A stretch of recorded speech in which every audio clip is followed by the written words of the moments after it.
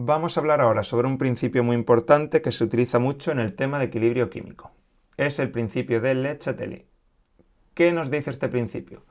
Pues nos dice que si tenemos un sistema en equilibrio, por ejemplo, la reacción A más B, doble flecha porque es reversible, nos da C más D.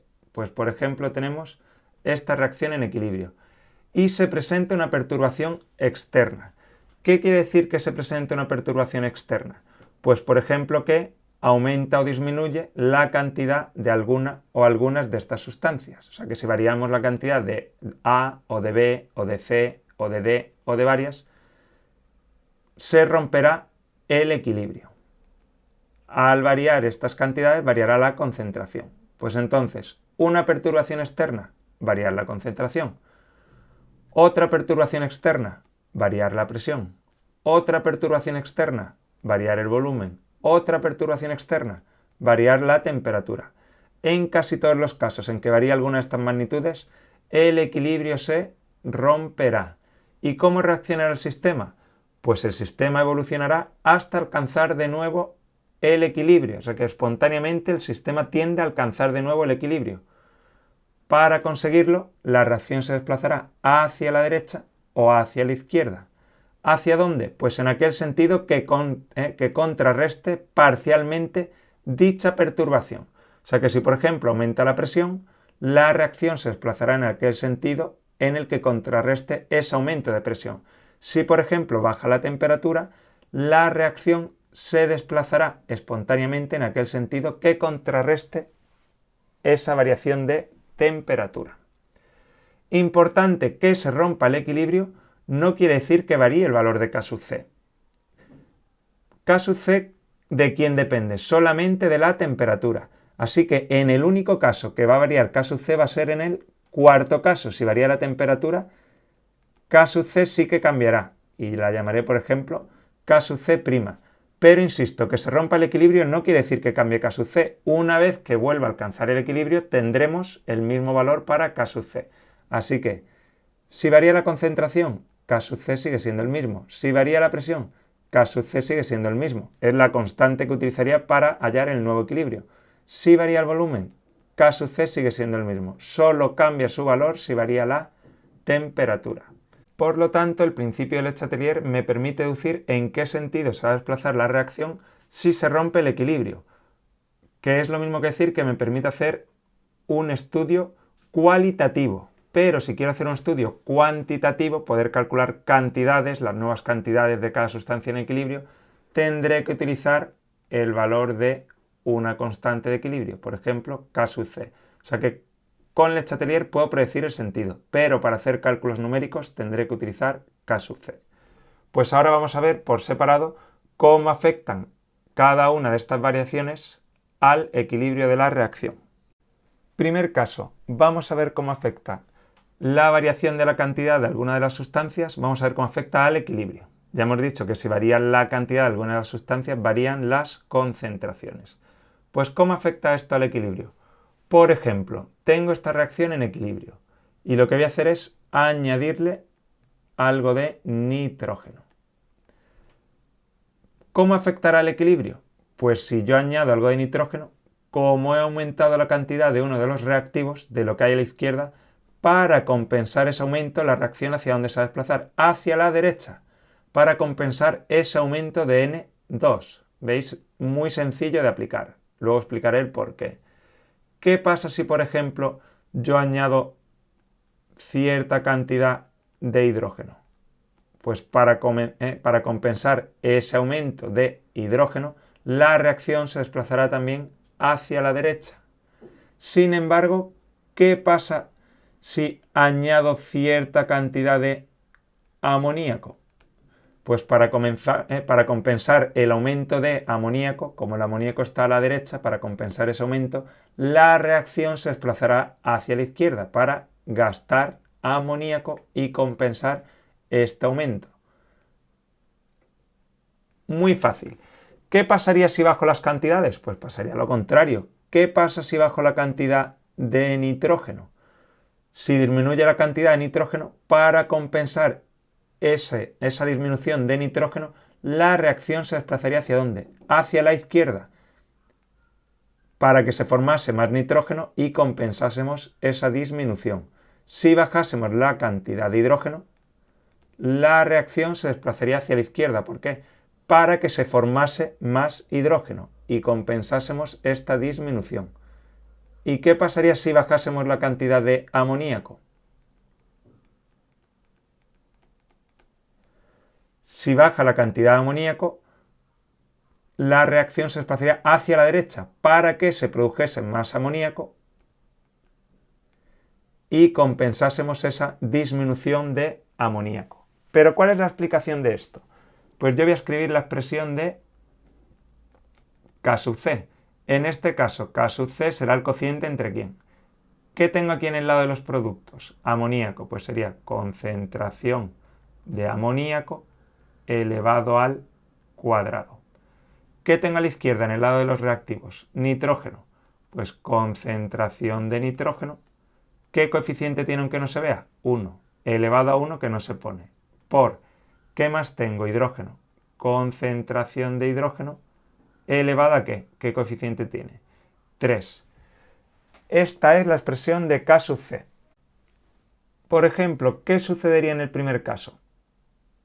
En el primer caso aumentaba la cantidad de nitrógeno. Esto de aquí es K sub C. Lo que pasa que si yo tengo concentración de amoníaco, concentración de H2, pero ahora resulta que esta concentración de N2 que tengo en el denominador va a aumentar. Si el denominador se hace más grande, esto en conjunto como se hace más chico. Resulta que este valor ahora sería más pequeño que K sub C. Y yo quiero que vuelva a valer K sub C para alcanzar de nuevo el equilibrio. ¿Qué pasa? Que para compensar este aumento de nitrógeno, tendrá que bajar la concentración de nitrógeno. ¿Y cómo consigo que baje la concentración de nitrógeno? Gastando nitrógeno. Por lo tanto, se tendrá que desplazar hacia la derecha para que disminuya la cantidad de nitrógeno y por lo tanto su concentración. Veis que es muy sencillo, es aplicar esto. Si añado en un lado, se desplaza hacia el otro. Si disminuyo la cantidad en ese lado, se desplazará hacia ese lado para que vuelva a aumentar. En este ejemplo vamos a ver que no siempre me van a decir de forma directa aumenta la cantidad de A, disminuye la cantidad de A, aumenta la cantidad de B, disminuye la cantidad de B. Me lo pueden decir de forma indirecta, pero el razonamiento que vamos a utilizar va a ser el mismo. Aplicaremos de nuevo la ley de Le Chatelier. Tenemos esta reacción de aquí. ¿Y qué nos dicen en primer lugar? Pues agregamos el siguiente compuesto. Nos dan este compuesto, NaSCN, ¿y qué va a pasar? Que este compuesto está separado ¿en qué? En Na+, por un lado, si está en disolución acuosa, SCN-. Pues resulta que este SCN- lo tengo aquí. Entonces, al añadir este compuesto, estaría aumentando la cantidad de este producto, de SCN-, para compensar el aumento de este anión. La reacción ¿hacia dónde se desplazará? Hacia la izquierda. Igual, exactamente igual, muy sencillo, pero veis que en vez de decirme aumenta la cantidad de SCN-, me dicen que añado esta sal, NaSCN, pero el método que seguimos es el mismo. ¿Qué pasaría si me dicen, por ejemplo, que añadimos nitrato de hierro 3, que sería, pongo aquí la fórmula, Fe NO3, NO3 en el nitrato, pero como dice hierro 3, 3. Esto en disolución tiene hierro 3 más por un lado y ion nitrato por otro, que sería NO3 menos. Pues al añadir esto aumenta la cantidad de ¿quién? De hierro 3 más. Si aumenta la cantidad de hierro 3 más, para compensar ese aumento, la reacción se desplazará hacia la izquierda. Hemos dicho que en este caso hacia la izquierda y en este caso también hacia la izquierda. ¿Qué me dicen ahora? Dice, supongamos que le añadimos algo de ácido oxálico.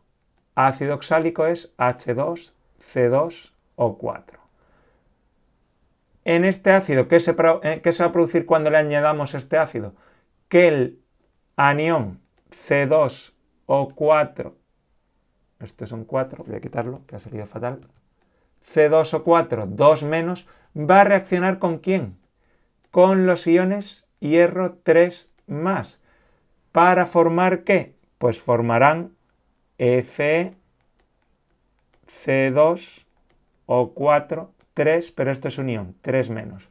Bueno, no me importa la fórmula. Lo importante es que parte del ácido va a reaccionar ¿con qué? Con el hierro. Por lo tanto, con el ion hierro, la cantidad de hierro 3 más disminuirá. Y para compensar que esta cantidad disminuye, la reacción se desplazará hacia la derecha para que aumente la cantidad y volvamos a estar en equilibrio. Mismo procedimiento, pero menos directo los datos que nos dan. Siguiente ejemplo. Tenemos la reacción de formación de metano. ¿Y qué me dicen? ¿Cómo afectará al equilibrio un aumento de la cantidad de carbono? Muchos pensaréis, pues si aumenta el carbono, la reacción se desplazará hacia la derecha para contrarrestar ese aumento de carbono. Falso. ¿Y por qué digo falso? Porque sí, es cierto que aumenta la cantidad de carbono, pero importante, el carbono está en estado sólido.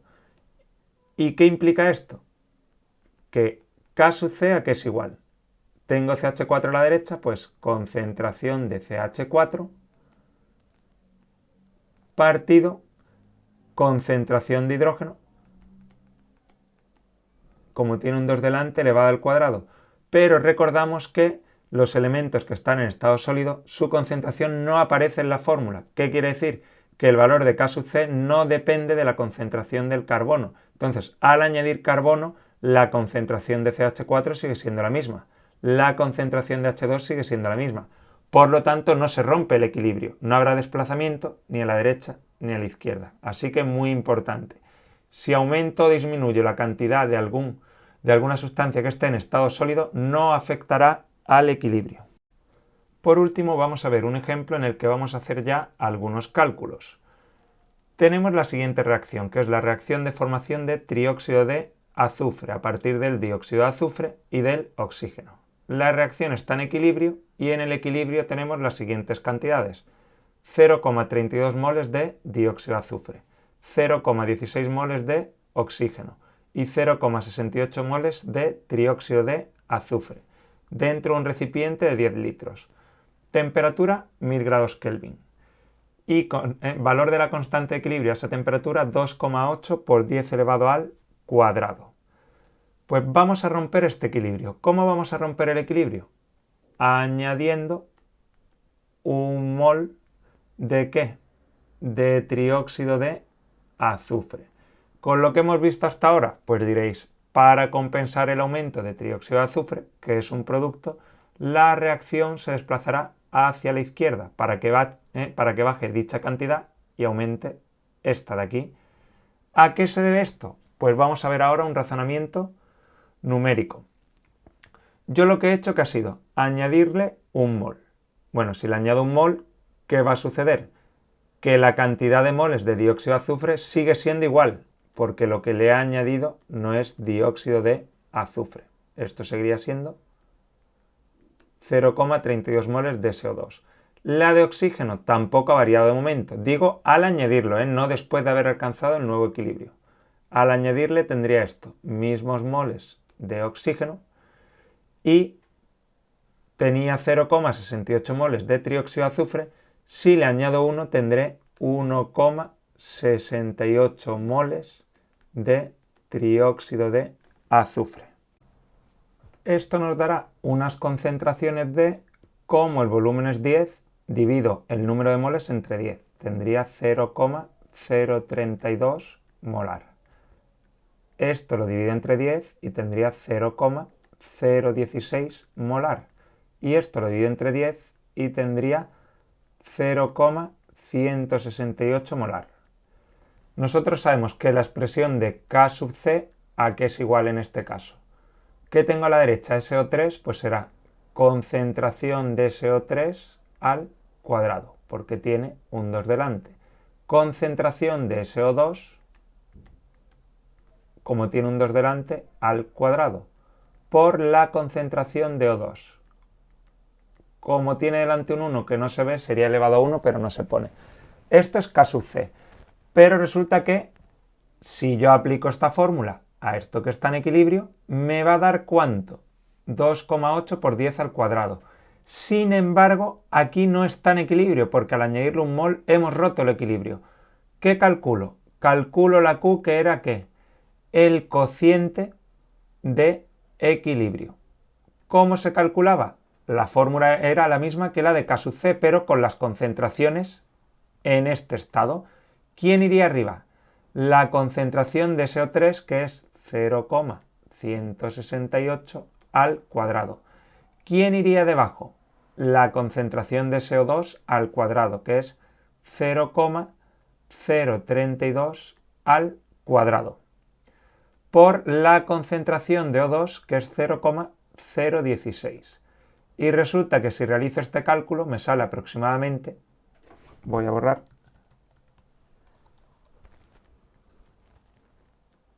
1722, o lo que es lo mismo, 17,22 por 10 elevado al cuadrado. Vemos que esto es mayor que K sub C. ¿Qué quiere decir esto? Que este número es demasiado grande. Como es demasiado grande, ¿qué quiero? Que disminuya la parte de arriba y que aumente la parte de abajo, hasta que consiga que la Q sea igual a ¿quién? A K sub C. En la parte de arriba, ¿qué tenemos? SO3. En la parte de abajo, ¿qué tenemos? El dióxido de azufre y el oxígeno. ¿Cómo quiero para que Q me salga más chica? Quiero que esto disminuya y que lo de abajo aumente. ¿Cómo consigo eso? Desplazando la reacción, que la reacción se desplazará hacia la izquierda. El SO3, la cantidad de SO3 bajará y la cantidad de ¿qué? De SO2 y de O2 aumentará. Pues si hallamos el nuevo equilibrio, nos quedará lo siguiente: 0,54 moles de SO2, 0,27 moles de oxígeno y 1,46 moles de trióxido de azufre. ¿Cuáles serían las concentraciones? Divido el número de moles entre 10 y tendría 0,054, 0,027 y 0,146. Pues si vuelvo a realizar los cálculos con estas nuevas concentraciones, resulta que el valor de Q me saldría 2,8 por 10 elevado al cuadrado, igual que K sub C. ¿Por qué? Porque volvemos a estar en equilibrio. ¿Qué ha sucedido? Que como la reacción se ha desplazado hacia la izquierda, el número de moles de dióxido de azufre ha aumentado. ¿El número de moles de qué? De oxígeno ha aumentado. ¿Y qué ha pasado con el número de moles de trióxido de azufre? Ha aumentado, vemos que tenemos 1,46 respecto a la cantidad inicial, que era 0,68. Pero respecto a la cantidad que tenía después de añadirle un mol, que era 1,68, ha bajado. ¿Por qué? Porque yo le añadía un mol, teníamos 1,68, y la reacción se desplazaba hacia la izquierda, de forma que ha bajado de 1,68 a 1,46. Por eso, en el principio de Le Chatelier decíamos que contrarrestará parcialmente la perturbación. Claro, al añadirle un mol teníamos 1,68 y la he contrarrestado parcialmente porque he conseguido bajar de 1,68, he conseguido contrarrestar ese aumento bajando hasta 1,46. ¿Pero por qué hice parcialmente? Porque he bajado hasta 1,46, pero no he vuelto a estar exactamente como estaba al principio, que era 0,68 moles de trióxido de azufre. En resumen, ¿qué pasará cuando aumente la cantidad de reactivos? Si aumenta la cantidad de reactivos, para compensar ese aumento, la reacción se desplazará hacia la derecha para que disminuya dicha cantidad. Por lo tanto, se formarán más productos. O sea que si aumenta lo de la izquierda, se desplazará hacia la derecha, lo que implica formación de más productos.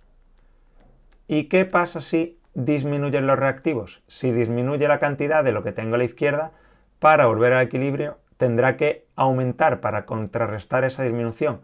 Pues si disminuyen los reactivos, la reacción se desplazará hacia la izquierda. Se formarán más reactivos, pero disminuirá la cantidad de productos. Así que si baja lo de la izquierda, para compensar esa disminución, se desplazará la reacción hacia la izquierda.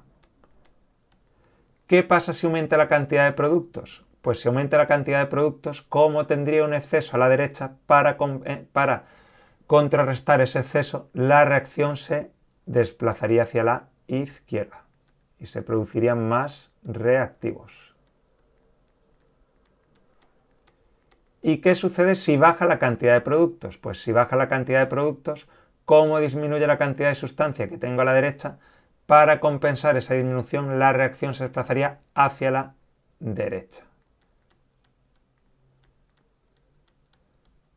Bueno, pues esto sería todo lo referente a variaciones de cantidades de las sustancias o concentraciones de las sustancias.